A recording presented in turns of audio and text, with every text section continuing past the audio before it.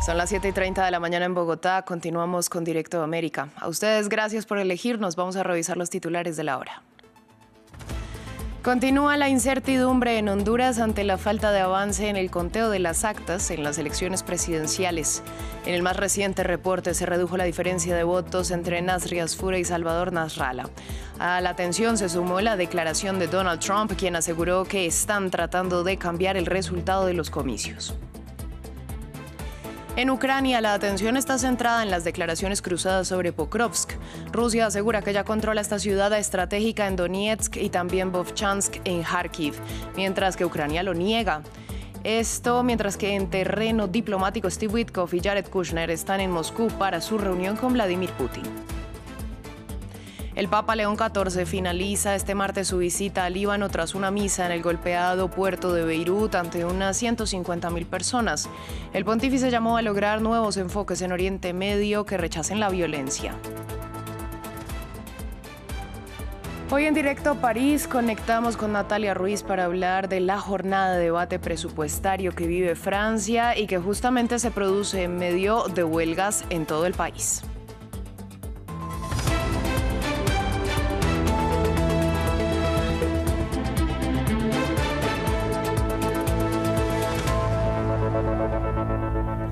Damos inicio en Honduras, donde continúa la tensión por el paso de las horas y la falta de avance en el conteo de las actas tras las elecciones del domingo.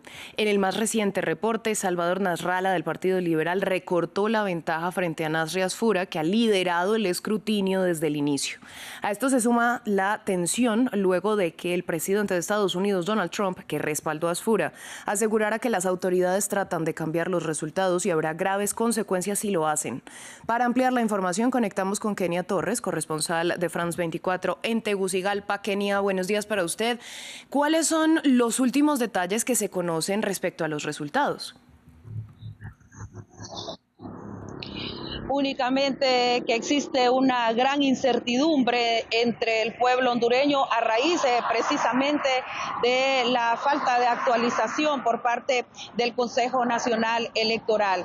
Se le vio por última vez a los consejeros de este órgano electoral precisamente la noche del domingo 30 de noviembre, cuando 3 horas después del cierre de las votaciones dieron el primer escrutinio.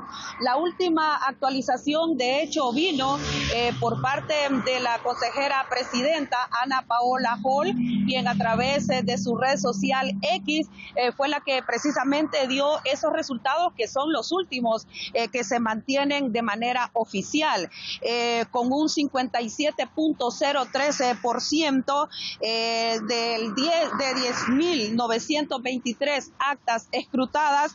Se mantiene Nasri Asfura a la cabeza de las elecciones generales, pero con una mínima diferencia de 515 votos sobre el representante del Partido Liberal, Salvador Nasralla. También se dio a conocer un sitio oficial donde la población puede consultar los resultados. Sin embargo, esta página pasa permanentemente caída y no hay ninguna explicación por parte de los personeros del Consejo Nacional Electoral. Así que lo que hay acá es una verdadera incertidumbre.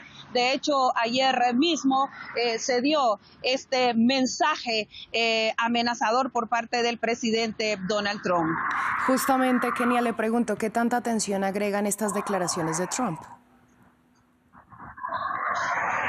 Muchísima atención, porque ha sido una clara advertencia. Textualmente él ha dicho que si el país intenta cambiar los resultados de esta elección presidencial, habrá graves consecuencias. Eso mismo fue lo que escribió en su red social Donald Trump. Además, advirtió que es imperativo que la comisión termine de contar los votos. Dijo que la democracia democracia debe prevalecer. Y también se ha referido anoche mismo la candidata presidencial del Partido Libertad y Refundación, Rixi Moncada. Ha advertido Rixi Moncada que no reconocerá ningún resultado hasta el momento y dejó entrever que impugnará muchas de las actas en las que ella cree pues está siendo perjudicada. Ha acusado a Donald Trump porque la reacción de Moncada se dio precisamente minutos después en una comparecencia ante muchísimos seguidores en la sede del Partido Libertad y Refundación, y advirtió o acusó nuevamente a Donald Trump de tener una clara injerencia sobre situaciones que son propias de país, temas de país, ha dicho Rixi Moncada. Pues Kenia, a usted muchas gracias por esta actualización. Sin duda estamos muy pendientes de lo que ocurra. Ahora veamos la situación en el Caribe. El presidente venezolano Nicolás Maduro mantiene declaraciones firmes en cuanto a la defensa de la República Bolivariana, mientras que las noticias alrededor de la llamada que sostuvo con Donald Trump indican que sus solicitudes habrían sido rechazadas por el líder republicano. Entre tanto, en Washington, la Casa Blanca busca respaldar a su secretario de guerra, Pete Hegseth, en medio del escándalo por el doble ataque contra una supuesta narcolancha, con el fin de acabar con la vida de los sobrevivientes. Los detalles en el siguiente informe de Maxime Pluvinet. Una llamada y dos presidentes. El pasado domingo, el presidente estadounidense Donald Trump confirmó, sin dar más detalles, que tuvo una llamada con su homólogo venezolano Nicolás Maduro. Según fuentes mencionadas por Reuters, el líder republicano habría rechazado una serie de solicitudes del líder bolivariano que incluían dejar el poder a cambio de amnistía, dejándolo sin opciones para dimitir. The New York Times informó que tuvo una llamada telefónica con Maduro. ¿La tuvo? No lean nada al respecto. No quiero comentarlo. La respuesta es sí. La llamada se produjo tras meses de creciente presión estadounidense sobre Venezuela. Una presión militar que incluye ataques contra lanchas presuntamente usadas por narcotráfico en el Caribe, así como reiteradas amenazas de Trump de extender operaciones militares a tierra. Su administración también designó el Cártel de los Soles, una supuesta organización encabezada por Maduro, como organización terrorista. El ejército estadounidense ha atacado al menos 19 embarcaciones desde septiembre, sin proporcionar hasta ahora ninguna evidencia concreta de la participación de dichas embarcaciones en el narcotráfico. Pero por su lado, Nicolás Maduro se mantiene desafiante. Tengan la seguridad que jamás les fallaré, jamás, nunca jamás. Mientras tanto, en Washington, la administración Trump quiere tomar control de la narrativa respecto a las tensiones con Venezuela. Esto tras informes publicados por medios estadounidenses que aseguran que el ejército llevó a cabo un segundo ataque letal contra 2 sobrevivientes de una de las lanchas bombardeadas el pasado 2 de septiembre. La Casa Blanca respondió el lunes respaldando las acciones del secretario de guerra, Pete Hegseth, y dijo que un almirante dio las órdenes. En otras noticias, las autoridades colombianas expulsaron esta semana a 26 miembros de la controvertida secta judía ultraortodoxa Lev Tahor, enviando entre ellos 17 menores que estaban en situación de riesgo y que quedarán bajo custodia de los servicios de protección infantil del estado de Nueva York. El grupo fue descubierto en el departamento de Antioquia cuando aparentemente buscaba establecerse en el país, huyendo de investigaciones en otros lugares del mundo. Samuel Salgado Castro tiene los detalles. Integrantes de la secta judía ultraortodoxa Lev Tahor, conocida en hebreo como Corazón Puro, fueron expulsados de Colombia en un vuelo comercial con destino a Nueva York. Serán recibidos por autoridades estadounidenses que evaluarán su situación legal. Desde Migración Colombia confirmamos la expulsión de 9 integrantes adultos de la comunidad Lev Tahor, quienes fueron entregados a autoridades de Estados Unidos. La medida se ejecutó tras la emisión de una circular amarilla de Interpol que alertó sobre 5 de los 17 niños, niñas y adolescentes que viajaban con el grupo y que habían sido reportados en riesgo por pérdida de custodia legal, quienes posteriormente fueron rescatados. El pasado 22 de noviembre, autoridades migratorias y policiales irrumpieron en un hotel del municipio de Yarumal, Antioquia. Allí encontraron a 26 personas, 9 adultos y 17 menores, pertenecientes a la secta ultraortodoxa. El grupo había llegado a Colombia entre el 22 y 23 de octubre con documentación en regla, pero una alerta de Interpol reveló que varios menores eran buscados por autoridades de Estados Unidos y otros países por presunto secuestro parental y órdenes de custodia. Lev-Tahor, fundada en los años 80 en Jerusalén, ha sido señalada en varios países por presuntos abusos sexuales, matrimonios infantiles y maltrato. En 2024, Guatemala rescató a 160 menores tras una redada. En 2022, México detuvo a uno de sus líderes y en Estados Unidos varios dirigentes han sido condenados por secuestro y explotación sexual infantil. Cambiamos de tema, vamos a Ucrania porque continúan las declaraciones cruzadas sobre Pokrovsk. El Kremlin asegura que ya controla ese importante cruce ferroviario en la región de Donetsk, así como Vovchansk en la región de Kharkiv. Kiev niega la información. Todo esto mientras que en terreno diplomático Volodymyr Zelensky está en Irlanda y Steve Witkoff y Jared Kushner se reúnen más tarde con Vladimir Putin. Para ampliar los detalles conectamos con Catalina Gómez Ángel, enviada especial de France 24. Catalina, buen día para usted. Hablemos de la situación en terreno. Bueno, el presidente Volodymyr Zelensky ha dicho que esto era una nueva campaña de desinformación de los rusos de cara a estas negociaciones que van a haber esta tarde, las que vamos a hablar más adelante. Y es que Rusia ha asegurado que tiene el total control de la población de Pokrovsk, por la que lleva luchando al menos dentro de la ciudad desde agosto, pero por toda esta región desde septiembre del año pasado, y realmente las informaciones son muy confusas. En los últimos 120 días los rusos han podido entrar a la ciudad, especialmente en este mes de noviembre, que fue en el mes que las tropas de Moscú lograron avanzar con mayor velocidad y también en mayor intensidad desde hace exactamente hace un año, y es que coincide con la llegada del mal tiempo y con la neblina. Así que las tropas de Moscú han logrado buscar asentamientos y se han posicionado especialmente al sur de esa vía ferroviaria que usted habla y que es extremadamente esencial para comunicar el este y el oeste del país y hace que esta ciudad sea tan estratégica. Allí pusieron en las últimas horas una bandera rusa que los ucranianos dicen que lograron eliminar, y es que esto es realmente lo que se llama una zona gris, que realmente no controla ninguno de los dos. El que básicamente asoma la cabeza realmente es atacado por esos drones que dominan hoy en el frente de batalla. Lo que se sabe es que Rusia tiene mayor control en el sur de la ciudad y los ucranianos todavía tienen el control al norte de esa vía ferroviaria y también tienen gran presencia en la población de Miknorad, que está realmente al frente de Pokrovsk, y que son esas dos poblaciones que buscan encerrar las tropas de Moscú para tomar el control y de ahí ya coger una posición estratégica en esos ataques, no solamente al Donbass, hacia las ciudades de Kramatorsk y Sloviansk, sino también hacia las zonas de Zaporilla y de Dnipro. Sin embargo, ahí la lucha, según los ucranianos o el comando este, que es el que tiene el control, dice que siguen con la presencia, que están haciendo búsqueda y que están haciendo asaltos para tomar el control de partes de esa región. Sin embargo, para nadie en Ucrania es mentira de que la situación ahí es extremadamente delicada. Catalina, ahora hablemos de la importancia de esta jornada en materia diplomática.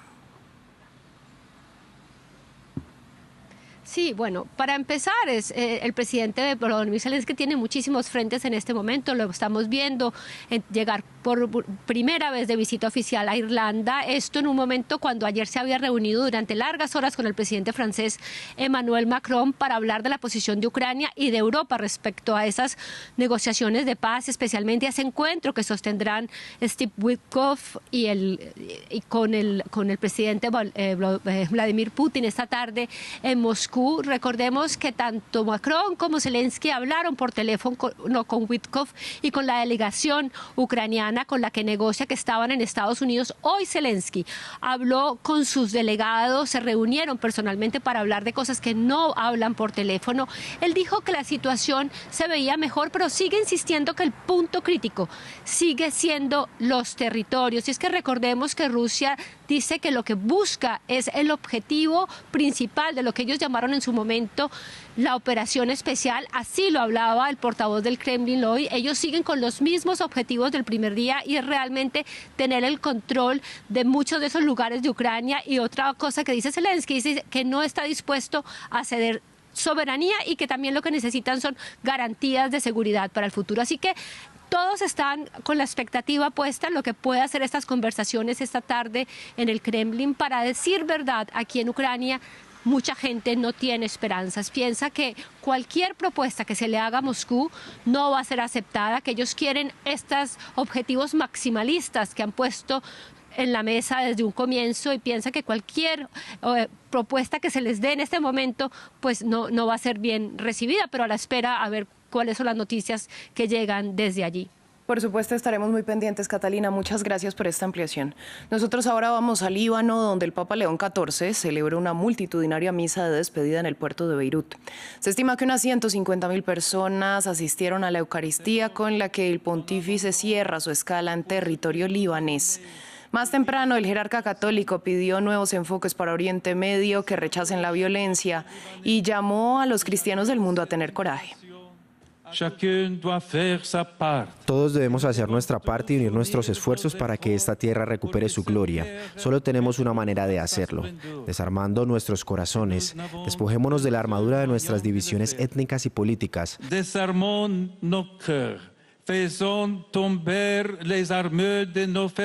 Abramos nuestras confesiones religiosas al encuentro mutuo y reavivemos en nuestros corazones el sueño de un Líbano unido.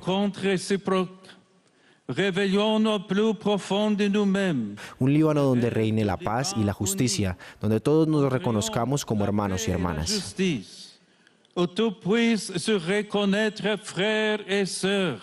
Continuamos en Oriente Medio, vamos a Jerusalén porque continuaron las protestas en contra del indulto que el primer ministro Benjamin Netanyahu pidió al presidente Isaac Herzog. Decenas de personas se congregaron frente a la residencia de Netanyahu. Exigieron que el jefe de gobierno no le otorgue la amnistía. Asimismo, que Netanyahu responda ante los tribunales asegurando que Israel es un Estado de Derecho y no un protectorado de Donald Trump. Para este martes, Netanyahu tenía prevista una nueva audiencia en su juicio por corrupción, pero ayer su abogado pidió cancelarla por motivos de agenda y seguridad. Cerramos en el sudeste asiático, donde son más de 1.200 los muertos por las catastróficas inundaciones que golpean la región. Las naciones afectadas son principalmente Sri Lanka, Indonesia y Tailandia, donde se estima que además unas 800 personas están desaparecidas y más de 1 millón han tenido que ser evacuadas. Puntualmente en la isla Indonesia de Sumatra, el fenómeno se ha visto agravado por deslizamientos. Las víctimas mortales son 753, con más de 500 desaparecidos. Continuamos con Directo a París. Vamos a la capital francesa, conectamos con nuestra periodista Natalia Ruiz Giraldo. Natalia, la Asamblea Nacional continúa la compleja discusión del presupuesto para 2026 en medio de una jornada de huelgas. ¿Qué detalles podemos ampliar al respecto? Muy buenas tardes. Pues ya está todo listo aquí en la Asamblea Nacional para que comience esa lectura, segunda lectura del texto sobre el presupuesto. En esta parte en la que van a trabajar es sobre todo el presupuesto de la seguridad social para 2026, un texto que además pues llega aquí con unas modificaciones bastante importantes por parte del Senado, entre esas la no suspensión de la reserva de las pensiones, que era finalmente pues una de las condiciones para que los socialistas no votaran la censura en octubre de este año. En todo caso, hoy que hubo también Consejo de Ministros, la portavoz del gobierno dijo que votar a favor de este texto no significa apoyar al gobierno, que este texto no va a ser un texto macronista ni de socialistas ni de derechas. Pero es cierto que ya como lo hemos venido viendo en las semanas pasadas, la situación sigue bastante difícil para lograr conseguir un compromiso aquí. Se sabe por ahora que sería la extrema derecha y la izquierda radical las que votarían en contra de este texto, y por eso se necesitaría que al menos los socialistas y los ecologistas votaran a favor, así como por supuesto ese núcleo de los partidos, digamos, de gobierno, para que este texto sea aprobado en su parte sobre la seguridad social. Entre tanto, Sebastián Lecornu sabe muy bien que esta es una semana test, una semana importante en donde él, además de estar esta tarde aquí cuando comiencen los debates, tiene una serie de reuniones con diferentes partidos políticos, así como también con varios líderes sindicalistas. De hecho, la reunión que tuvo con los socialistas el día de ayer parece que funcionó bastante, porque en realidad el secretario general del Partido Socialista dijo que se veía muy posible de que haya un compromiso. Efectivamente, este es un día donde hay una serie de manifestaciones, de llamados también a huelgas, especialmente en el sector público, pero hay que decir también que no ha sido una manifestación por ahora muy concurrida, ni tampoco una huelga masiva, algo como si se había visto el 18 de septiembre, cuando unas 500.000 a 1 millón de personas salieron a manifestar en las calles del país. Por ahora la pregunta en todo caso será si el país logrará obtener o no un presupuesto antes del final de año. Toda esta parte sobre la seguridad social tendrán que votarla a lo largo de esta semana. El último, voto ya solemne debe darse el próximo 9 de diciembre y por ahora el gobierno que dice que no utilizará ese 49.3, ese artículo de la Constitución que les permite adoptar leyes sin el aval de la Asamblea Nacional. Vamos a cambiar radicalmente de tema porque el gigante aeronáutico Airbus está en un nuevo aprieto. Así es, han sido ya días bastante negros para Airbus y ahora más cuando se dio a conocer que hay problemas de calidad en algunos paneles metálicos del fuselaje de varios de sus aviones de la gama A320, esa misma gama que 6.000 de esas aeronaves tuvieron que mantenerse en tierra durante varios días la semana pasada por un problema con un software de control de navegación. En todo caso, no fue Airbus mismo el que dio a conocer estos problemas, sino fueron más bien fuentes las que dijeron a los medios lo que estaba sucediendo y Airbus finalmente en un comunicado dijo que efectivamente es un problema que habían detectado. No dijeron en cuántas aeronaves se ha detectado este problema, simplemente que ya lo controlaron, que va a haber que solamente algunas van a tener que hacer algunos cambios, pero sí explicaron que no se trata de A320 que estén en estos momentos en servicio, sino que forman parte de las aeronaves que Airbus debe entregar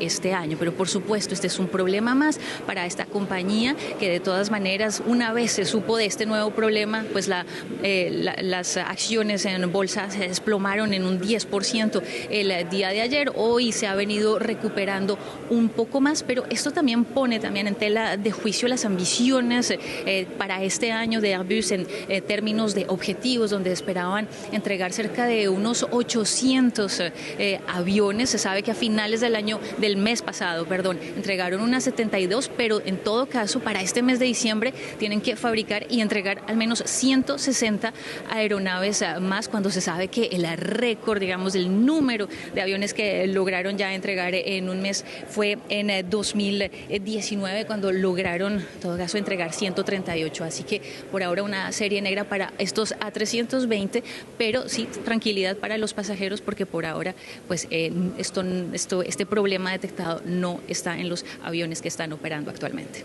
Pues Natalia, muchas gracias por todos estos datos, por esta ampliación. Nosotros vamos a continuar con nuestro reportaje del día. Suiza está gravemente amenazada por la emergencia del calentamiento global. Pueblos amenazados por el deshielo, infraestructura energética en peligro, turismo en declive.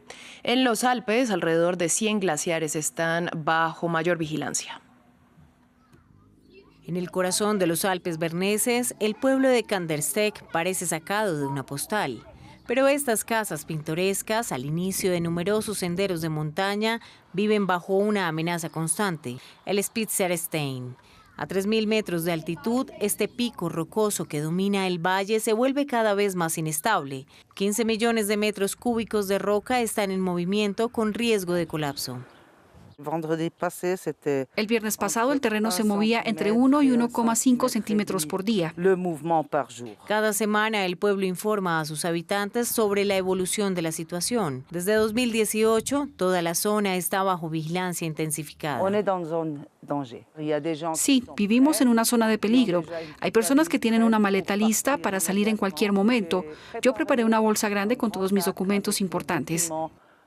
Los habitantes no ceden al pánico, pero una tragedia reciente permanece en la memoria colectiva. En mayo, el colapso de un glaciar provocó un deslizamiento masivo que sepultó el pueblo vecino de Blatten. En menos de un minuto, la posada familiar que Lucas había dirigido durante 3 generaciones desapareció por completo.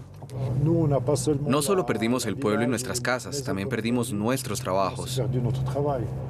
Los 300 habitantes fueron evacuados antes de que millones de metros cúbicos de roca dividieran el valle en dos, formando un lago. Aquí se puede ver todo el deslizamiento y el pueblo bajo el agua. El turismo se ha detenido por completo. Los daños se estiman en unos 340 millones de euros. El alcalde planea drenar el lago y reconstruir Blatten en 5 años. Pero para Lucas hay cosas que no se pueden reemplazar. Lo que más me duele no es la pérdida de mi casa ni de los deslizamientos, es el pueblo, la comunidad que no se puede reconstruir.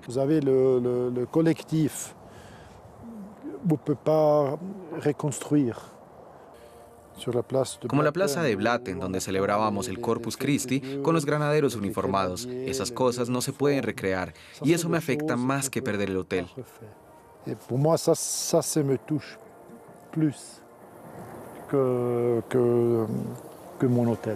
La destrucción de Blatten pone en evidencia una preocupación creciente, el derretimiento del permafrost. Los deslizamientos y las inundaciones serán cada vez más frecuentes. En los Alpes, las temperaturas han subido 3 grados en los últimos 50 años, el doble del promedio mundial. Nieve en julio, otro signo del cambio climático.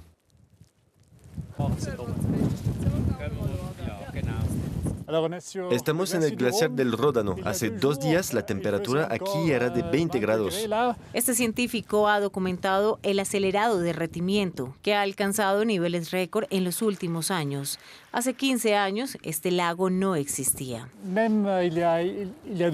Hace apenas 2 años el glaciar llegaba hasta aquí. El retroceso es enorme, tanto en longitud como en grosor. Este glaciar pierde unos 8 metros de espesor cada año. Las lonas colocadas para frenar el derretimiento han resultado ineficaces. Las cavernas profundas que se forman lo demuestran. Está ocurriendo un nuevo proceso que forma estos grandes agujeros en el glaciar.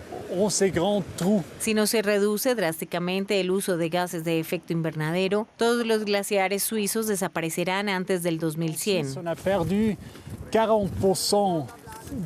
En Suiza hemos perdido el 40% del hielo en los últimos 25 años. El agua del deshielo es vital para los valles y para todo el río Ródano, hasta el Mediterráneo. Los glaciares se derriten en los periodos cálidos y secos, justo cuando más necesitamos el agua. Y cuando desaparezcan, habrá escasez en momentos críticos. La agricultura, el agua potable y los recursos energéticos se verán directamente afectados. Esta presa, ubicada en la frontera con Francia, abastece a más de 200.000 hogares.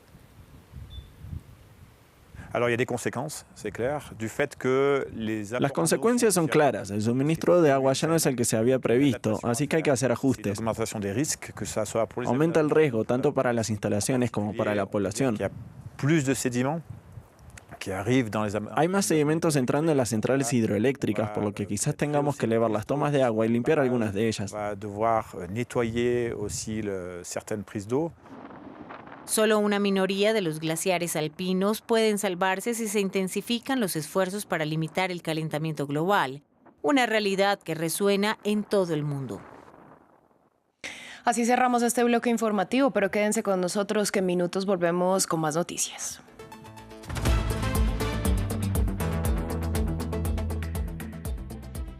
La historia de nuestro mundo está en constante cambio. El flujo de información es cada vez mayor. Estamos ahí con todos los temas. Nos comprometemos con la verificación, desde el terreno, en todas las circunstancias, para anticipar el futuro y entender el presente. Lo acompañamos 24 horas, 7 días a la semana. France 24, una mirada diferente a la actualidad. Liberté, égalité, actualité.